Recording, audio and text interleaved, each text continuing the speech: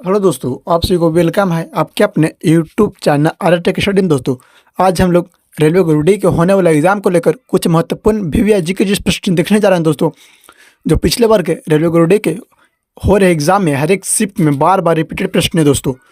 तो उम्मीद है कि आप शुरू से लास्ट तक देखते हैं। तो इस बार के रेलवे ग्रुप डी के होने वाला एग्जाम में इससे आसानी से दोस्तों 3 प्रश्न देखने को मिल जाएगा दोस्तों, क्योंकि ये जो प्रश्न है ना पिछले बार के हर एक शिफ्ट में एंड मोस्ट रिपीटेड प्रश्न है दोस्तों। तो उम्मीद है कि आप शुरू से लास्ट जरूर देखिएगा। और हाँ दोस्तों, एज आप लोग चैनल पर नए हैं तो प्लीज़ चैनल को सब्सक्राइब करिएगा दोस्तों, क्योंकि ऐसे ऐसे कंटेंट बनाने में जो है ना बहुत ज़्यादा मेहनत लगता है दोस्तों। मेहनत प्लस में समय दोनों बर्बाद करना पड़ता है। तो चलिए वीडियो को स्टार्ट करते हैं दोस्तों। तो आपका पहला प्रश्न हो जाएगा दोस्तों, प्रोपेन प्रोपेन का अगला समजातीय श्रेणी का फोर्थ सदस्य कौन सा है? प्रोपेन का अगला समजातीय श्रेणी का फोर्थ सदस्य कौन सा दोस्तों? तो फोर्थ सदस्य है C7H6 C7H6 है दोस्तों, फोर्थ सदस्य। आपका अगला प्रश्न हो जाएगा, प्रिज्म का विचलन कोण किसके मध्य होता है? तो प्रिज्म का विचलन कोण जो है ना, प्रिज्म का विचलन कोण आपतित किरण और परावर्तित किरण के मध्य होता है दोस्तों। आपतित किरण तथा परावर्तित किरण के बीच में होता है विचलन कोण।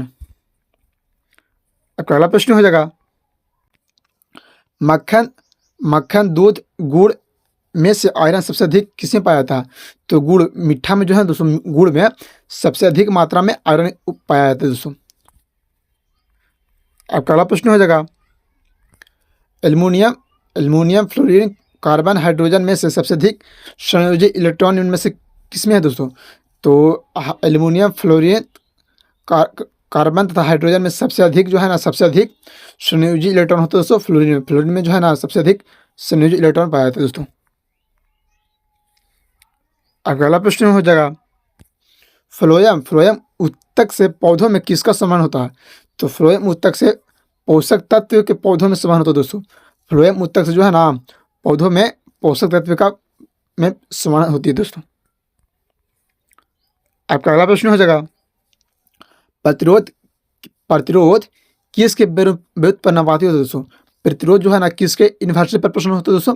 तो रेसिस्टेंस जो है ना अनुप्रस्थ काट के क्षेत्रफल का इन्वर्स पर प्रश्न होते हैं दोस्तों, area of the cross sectional area पर। आपका अगला प्रश्न हो जाएगा, एक उत्तल दर्पण का चित्र बना हुआ था जिसमें आपतित किरण को वक्रता केंद्र से गुजारा गया था, तो परावर्तित किरण का कोण कितना होगा? एक उत्तल कोण का चित्र बना हुआ था जिसमें आपतित किरण को वक्रता केंद्र से गुजारा गया था, तो परावर्तित किरण का कोण कितना होगा दोस्तों? तो परावर्तित किरण का कोण यहाँ पर होगा 0 डिग्री। आपका अगला प्रश्न हो जाएगा, करंट ले जाने वाली एक सीधे कंडक्टर वायर के चारों ओर चुंबकीय क्षेत्र की रेखा दिशा किस नियम ने ज्ञात किया था दोस्तों? तो दाहिने हाथ के अंगूठे का नियम जो है ना, इसी के उपयोग से किसी कंडक्टर में जा रहे विद्युत क्षेत्र जो है ना अपने चारों ओर इलेक्ट्रिक फील्ड उत्पन्न करती है दोस्तों, फ्लक्स उत्पन्न करती है। ये जो है ना दाहिने हाथ के अंगूठे के नियम से दिया गया था। आपका अगला प्रश्न हो जाएगा, खाना जल्दी पकाने के लिए उसमें क्या डाला जाता है? तो खाना जल्दी पकाने के लिए जो है ना सोडियम बाइकार्बोनेट का उपयोग करते हैं दोस्तों। सोडियम बाइकार्बोनेट या तो बेकिंग सोडा का प्रयोग करते हैं हम लोग खाना को जल्द पकाने के लिए। आपका अगला प्रश्न हो जाएगा, जियोमोर्फोलॉजी में किसका अध्ययन किया जाता है दोस्तों? तो जियोमोर्फोलॉजी में जो है ना भू आकृतियों के विकास का अध्ययन किया जाता है दोस्तों। भू आकृतियों का विकास का अध्ययन किया जाता है जियोफोलॉजी में दोस्तों। आपका अगला प्रश्न हो जाएगा, बल्ब के फिलामेंट में क्या विशेषता है दोस्तों? तो बल्ब के फिलामेंट जो है ना, ये बल्ब का फिलामेंट होते हैं दोस्तों उच्च प्रतिरोध और उच्च गलनांक होता है दोस्तों। उच्च प्रतिरोध एवं उच्च गलनांक होती है बल्ब का फिलामेंट। आपका अगला प्रश्न हो जाएगा, मछली सर्प मेढक और गुरुड़ में से दोहरा परिसंचरण तत्व किसमें नहीं पाया था?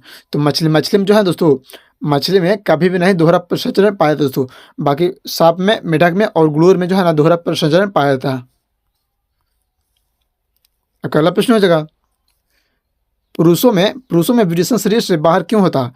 तो पुरुषों में जो है ना विरेचन शरीर से बाहर इसलिए होता है क्योंकि शुक्राणु के परिपक्व के लिए शरीर के ताप से 2 से 3 डिग्री सेल्सियस कम तापमान पर की आवश्यकता होती है।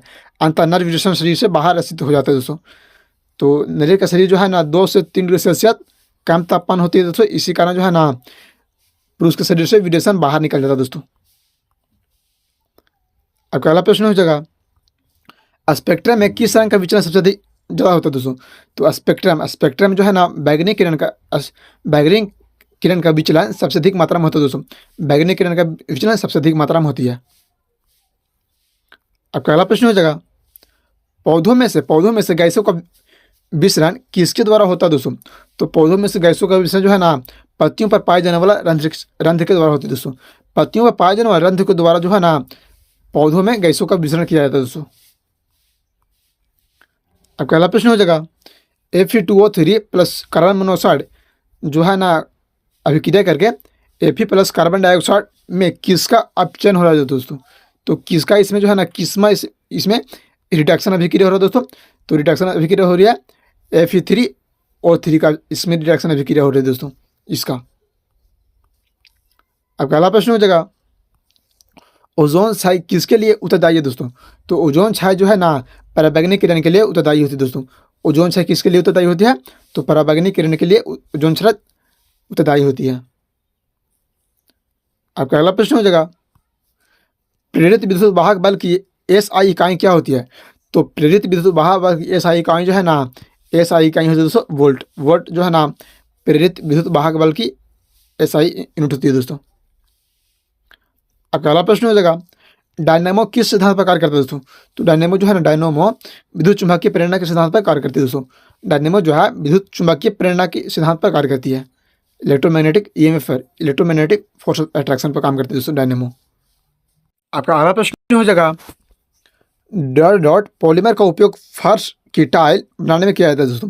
तो किस पॉलीमर का उपयोग जो है ना फर्श की टाइल बनाने में प्रयोग किया जाता है? तो पॉलीविनाइल क्लोराइड का प्रयोग करते हैं दोस्तों। पॉलीविनाइल क्लोराइड का प्रयोग जो है ना फर्श की टाइल बनाने में लाया जाता है दोस्तों, इसका प्रयोग किया जाता है। अब अगला प्रश्न हो जाएगा, आवर्त सारणी में कौन सा समूह शून्य समूह के रूप में भी जाना जाता है दोस्तों? आवर्त सारणी में कौन समूह को जो है ना शून्य समूह के रूप में जानते हैं दोस्तों? तो ग्रुप 18 के समूह जो है ना समूह 18 को हम लोग जो है ना शून्य समूह के रूप में जानते हैं दोस्तों। अब अगला प्रश्न हो जाएगा, धातुओं के ऑक्साइड जैसी अशुद्ध युक्त धातुओं के शुद्धिकरण के लिए कौन सी प्रक्रिया प्रयुक्त की जाती है दोस्तों? तो पोलिंग एक ऐसी प्रक्रिया दोस्तों जिसमें जो है ना अधातुओं को शुद्धता की जाती है दोस्तों, इसमें पोलिंग की प्रक्रिया में। अब अगला प्रश्न हो जाएगा, डॉट ने वंशानुक्रम के नियम का प्रतिपादित किया था दोस्तों। तो किसने वंशानुक्रम के नियम का प्रतिपादित किया दोस्तों? तो ग्रेगरी मेंडल जो है ना ग्रेगरी मेंडल ने ही वंशानुक्रम नियम को प्रतिपादित किया था दोस्तों। आपका अगला प्रश्न हो जाएगा, जैविक विकास को डॉट के तौर पर परिभाषित किया गया दोस्तों।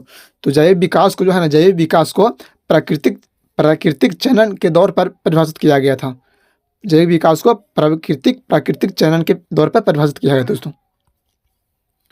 आपका अगला प्रश्न हो जाएगा, पानी के 5 अणुओं का द्रव्यमान क्या होता है दोस्तों?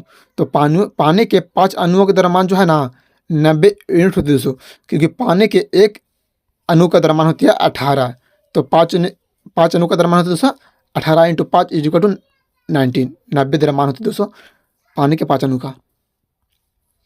अब अगला प्रश्न हो जाएगा, सल्फर की परमाणुकता डॉट है दोस्तों।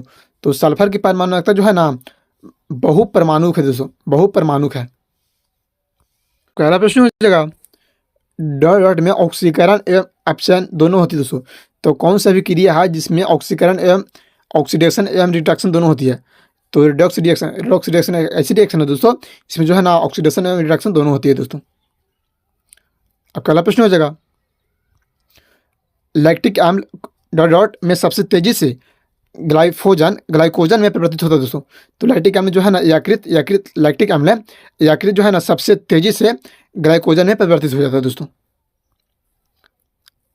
और हाँ दोस्तों, एक बात लोग और बताना चाहते हैं, अगर जो आप इस चैनल पर नए हैं तो प्लीज़ चैनल को सब्सक्राइब करना ना भूलिएगा, क्योंकि ऐसे कंटेंट जो है ना दोस्तों इस चैनल पर लाते रहते हैं जो सभी कम्पिटिटिव एग्जाम में पूछे जाने प्रश्न के लिए काफ़ी ज़्यादा हेल्पदायी प्रदान करता है दोस्तों। तो प्लीज़ आप लोग चैनल को सब्सक्राइब करके हमें मोटिवेट करने की कोशिश करें दोस्तों। तो चलिए वीडियो देखने के लिए थैंक यू, धन्यवाद।